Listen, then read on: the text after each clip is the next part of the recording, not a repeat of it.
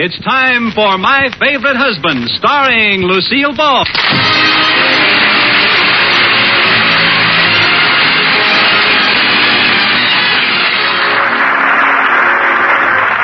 Yes, it's the Gay Family series starring Lucille Ball with Richard Denning as Liz and George Cooper. Two people who live together and like it.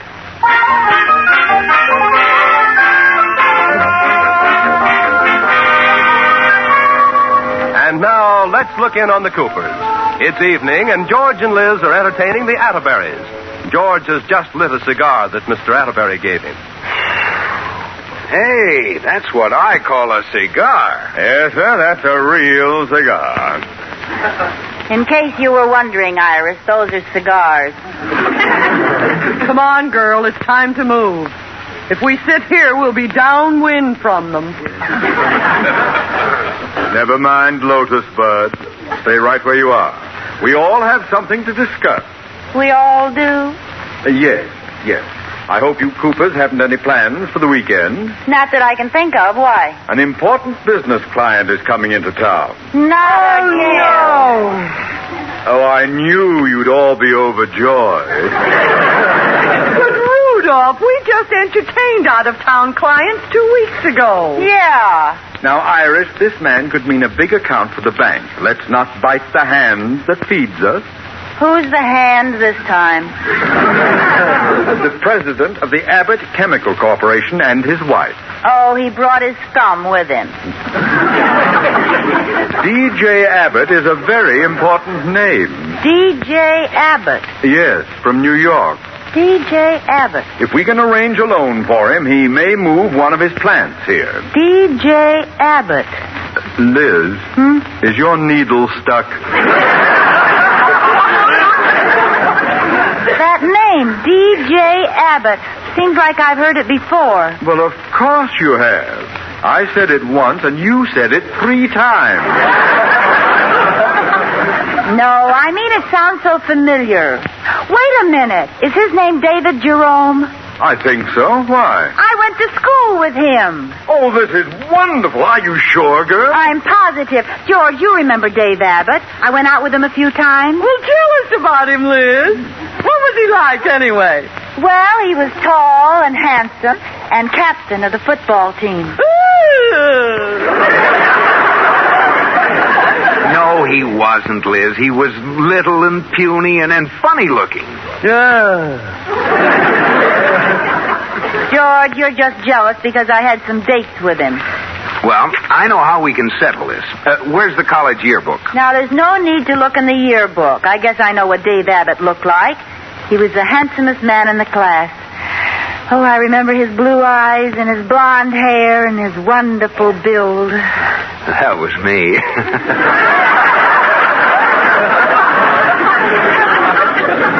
No, George, you were the most conceited man in the class.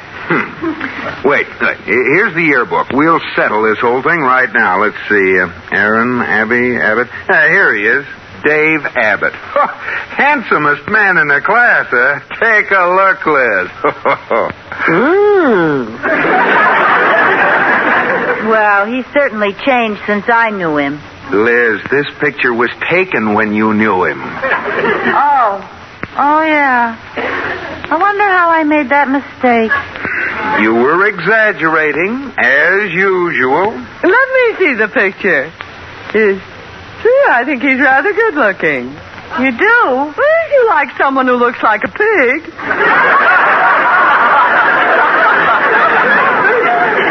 Oh, stop being ridiculous. Looks like a pig.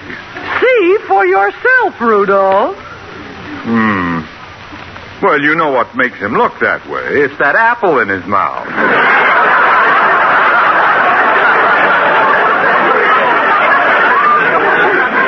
Oh, come now, you two. He really doesn't look like a pig. No, of course not. He looks more like a frog. He does not. Oh, Liz, tell me, how can you turn a homely little shrimp into a big, handsome athlete? I never knew anyone who exaggerates the way you do. Well, what's the harm, George? I'm just looking at my old boyfriend through rose-colored glasses, that's all. You know, I can hardly wait to meet these people. Do you know the girl Abbott married, Liz? I went to school with her, too. She was homely as a mud fence. Evidently, when you recall women, you put on mud-colored glasses. Liz, please don't speak about me when I'm gone. Well, she was ugly, and she had the nerve to run for junior prom queen. How'd she make out? How'd she make out? Well, she didn't have a chance with me in the contest. Oh? Oh, I made a lovely queen. My flowing robe, my scepter, my diamond tiara perched on my brown hair, my red hair. Now I know. Well, anyway, I was a beautiful queen. And I'll never forget the way I led the grand march. Hold it, Liz. I don't remember your being junior prom queen. You don't? No. If you were queen, your picture will be in the yearbook. Let's look it up. Well, it isn't a very good picture of me. Liz, shall I look up the picture of you as queen? No. I don't believe you really were queen. Would you believe it if I said I was princess?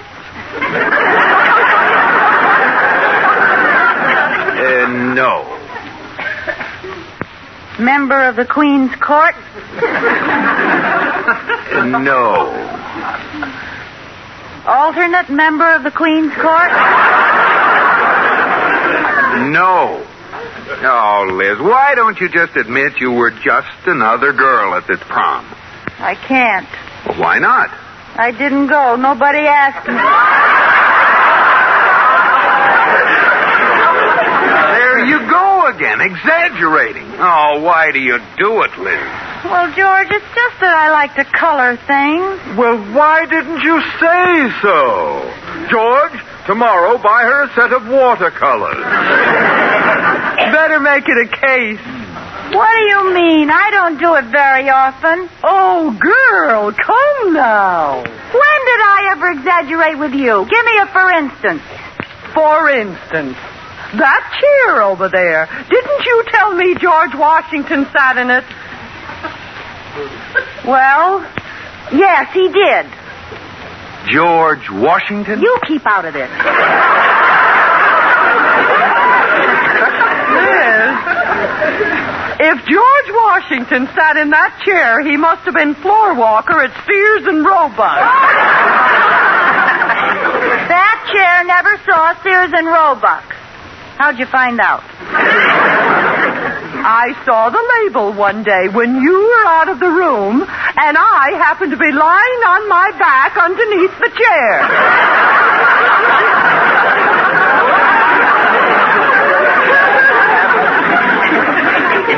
So I colored things a little. And Liz, as long as we're bringing these things up, I never did believe you swam the English Channel.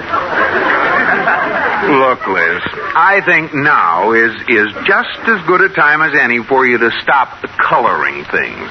Well, I'll stop, George, but can't we wait till after the Abbotts leave? No, Liz, there'll always be another reason. If you're going to stop, do it right now.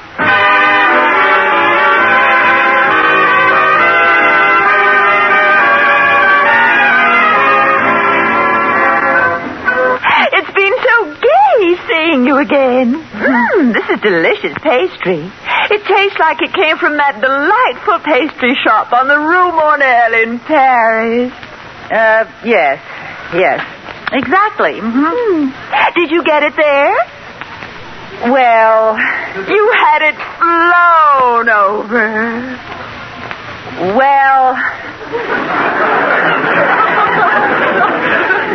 Don't tell me. I'm trying hard not to. No, Imogene. I bought it at the corner baker's. Oh. He may have had it flown over. Well, at least it reminds me of Paris. When were you last on the continent, Liz? Which continent did you have in mind?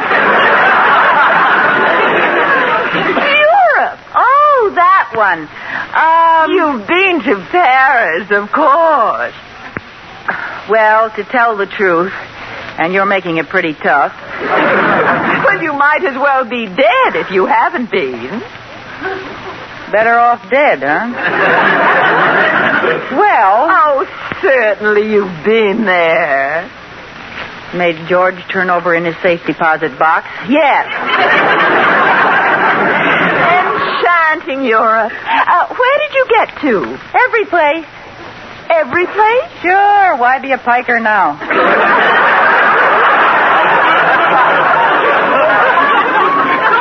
Well, tell me, how did you find London? Oh, I just looked under London Bridge, and there it was.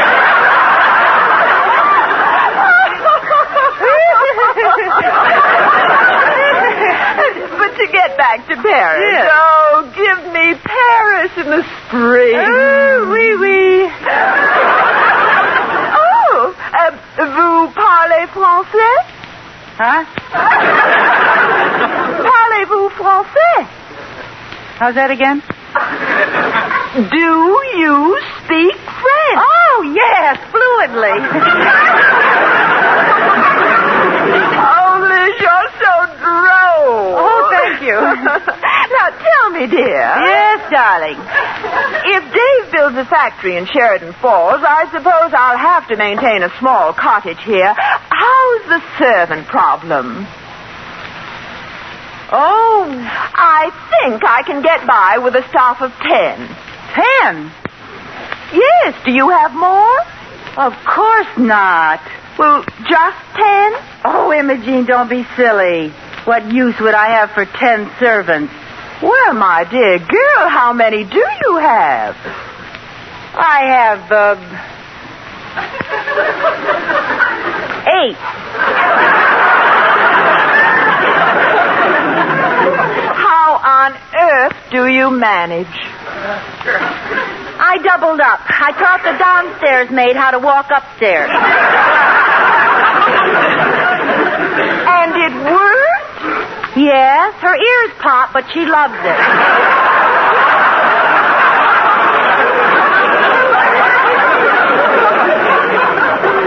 Well, Liz, I'll have to try that. Oh, and now I must run, darling. I'm having tea with Mrs. Atterbury. Oh, yes, Iris. Her husband's president of the bank. But I thought George... Well, then what's George? Chairman of the board? No. Well, Dave spoke about a Cooper who... Oh, Liz, don't tell me your husband is only third vice president. Yes, but confidentially, Imogene. You won't repeat this to a soul. Oh, you know me. Yeah. Well, George is third vice president in name only. What do you mean? He's the brains behind the bank. But Mr. Atterbury... A mere figurehead. No. He's little more than a fat dummy sitting on George's lap. I never dreamed. Well, goodbye, Liz. No, don't go yet, Imogene. I'm just beginning to warm up. You haven't seen my house yet. Oh, well, darling, I don't really have time. Oh, come on. Everything in this house is an authentic early American antique. Now, over here is the chair.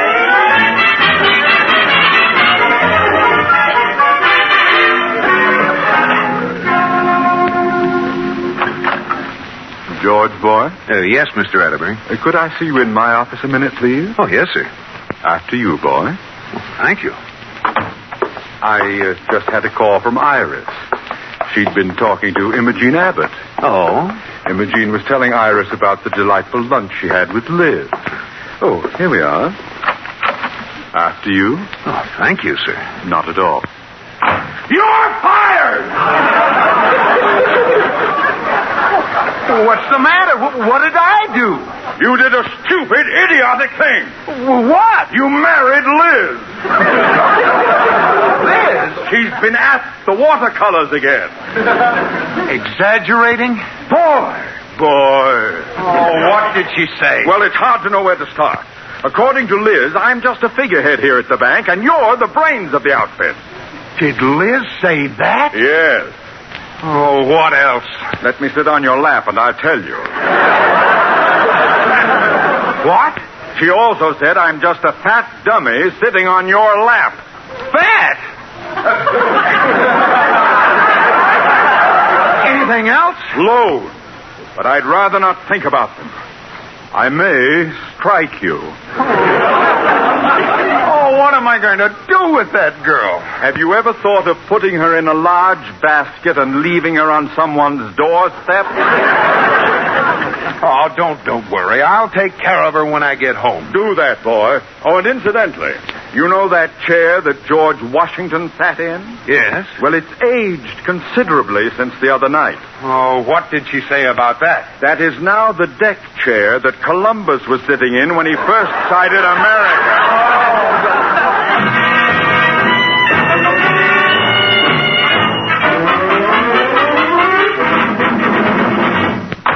Liz? Hi, George. Give me a kiss. Liz? Ooh. I want to talk to you. Well, wait till I unpucker. What's the matter? I heard something very interesting today. What? That I'm the actual head of the bank and Mr. Atterbury is just a figurehead. Now, who would say a thing like that? Well, Mr. Atterbury told me, and Iris told him, and Imogene Abbott told her. And guess who told Imogene? Lizzie Wizzy? Liz, what's the matter with you? How could you exaggerate like that this afternoon when you just promised me faithfully you wouldn't? Isn't there any answer? Yes, George. I'm just a pitiful, spineless wretch. 8 servants, a house full of antiques, springtime in Paris. How does that sound? Divine. Never mind, I'm serious. Oh. The crowning blow was when Mr. Atterbury heard he was supposed to be just a puppet. And I was pulling the strings. He almost fired me. That's gratitude. After all you've done for that fat dummy. There, you see? You're starting to believe your own stories. It's getting so no one knows when you're telling the truth, Liz. Not even you. Well, I'm sorry, George. Apparently, there's only one way to cure you of this habit. I'll have to take drastic measures. Like what? I'm stopping your allowance. And canceling all your charge accounts until you finally prove that you can consistently tell the truth. Well, that's certainly hitting below the money belt. Well, that's the way it is. Now, when we get to that dinner party at the Atterburys tonight, I want you to tell the truth. The whole truth and nothing but the truth. Understand? Yes, Your Honor.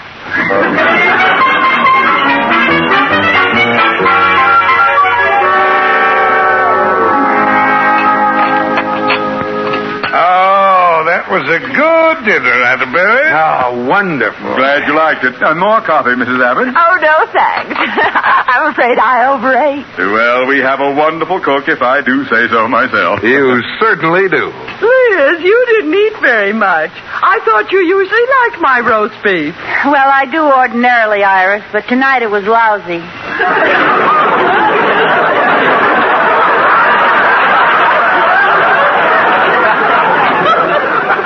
What?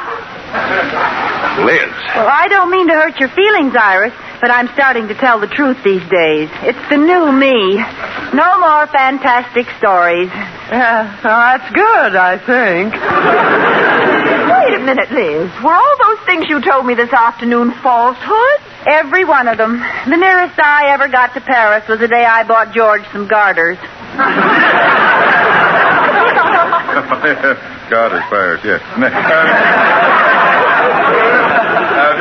How about a little sherry for everyone? Yes, sherry. Right. I love a good cherry. This is a rare old import. Is it really imported, Mr. Atterbury? Well, of course it is, Liz. Well, Why? I want to know what the real thing tastes like. Iris told me you usually pour cheap cooking sherry into these expensive bottles. Oh, I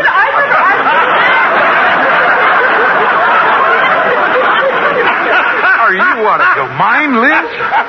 Oh, she got you that time, Atterbury. I remember in school you always had a good sense of humor, Liz. I did? Yes, oh, those were the days. You and I had some good times together, didn't we? No. What? Oh, brother, were you dull? She's kidding you, Mr. Abbott. She was just saying the other night how good it would be to see old Dave Abbott again. Oh, did you say that, Liz? Well, not exactly. But we were talking about you the other night, Dave. Oh, really? What did you say? Let's go in the living room. How about a cigar? No, wait. I think I'd like to hear this. What did you all say about me, Liz? Well, I said you were good looking and built like an Adonis. Really? Yes, until I saw your picture in the yearbook. Thanks. Liz, please. Mr. Abbott, I saw your picture, and I remember remarking you were very handsome. Well, thank you. Iris, how can you say that? You were the one who thought he looked like a pig. I've never been so insulted. Liz, I'd like to see you in the hall. George, I'm only telling the truth. Dave, you'll be glad to know that George stood up for you. Well, that's something. Thank you, George. You're welcome. He disagreed with Iris. He didn't think you looked like a pig. Good. He thought you were more the frog type. That does it. So this is the way you treat your clients, Atterbury? No, Abbott. Well, I'll just take my business elsewhere. Please, folks, let's all calm down. Liz will apologize, and we'll all have a glass of this awful cooking sherry. No! Oh, Dave, be sensible. Sit down. You keep out of this, Imogene. When I want your advice, I'll ask for it. Liz, tell Mr. Abbott you're sorry. I'm sorry you look like a frog. What's so funny? I never noticed before, but you really do look like a frog. Well, you're no Betty Grable, you know. Oh, now, Dave, you shouldn't say that. You told me yourself she was a very pretty girl. Oh, when did he say that? The night he told me if I didn't marry him, he'd either kill himself or marry you.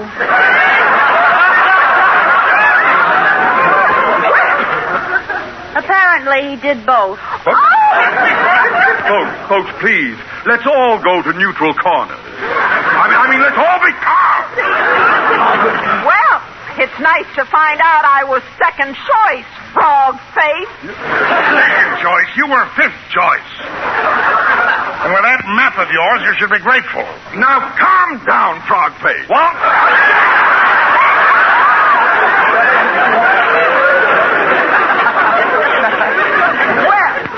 I may not be pretty, but at least I'm not a crook. Crook? Quiet, you fool. Oh, you just try and quiet me. Has anyone ever seen any product from the Abbott Chemical Corporation? Well, there is none. She's just kidding. Yeah, it's a great big stock promotion, and everybody gets stuck but Mr. Big. Or is it Pig? Well, we have to be going. Let me tell you about Boston. Oh, did he clean up there? Get out of here. Come on. He really took the suckers all